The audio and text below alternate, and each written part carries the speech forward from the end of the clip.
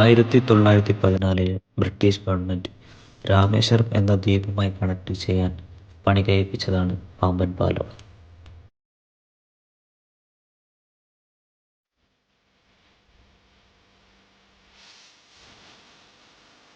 കടലിന് മുകളിലൂടെ ഏകദേശം 2 കിലോമീറ്റർ അധികം നീളമുള്ള ഈ പാലം ഇന്ത്യയിലെ തന്നെ ഏറ്റവും നീളം കൂടിയ രണ്ടാമത്തെ കടൽപ്പാലമാണ്.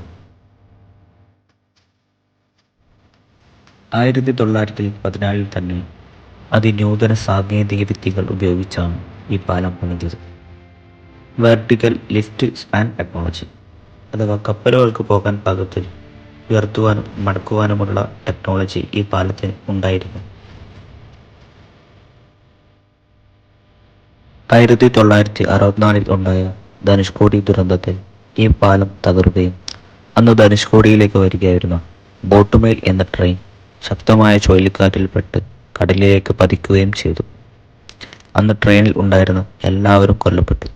ഏകദേശം 150 അടുത്ത ആൾക്കാരാണ് അന്ന് കൊല്ലപ്പെട്ടത്. ഇന്ന് പഴയ റെയിൽപാലത്തിന് സമാന്തരമായി പുതിയ ഒരു പാലവും ഒരു ഓവർ ബ്രിഡ്ജ് സംവിധാനവും നിർമ്മിച്ചിരിക്കുന്നു.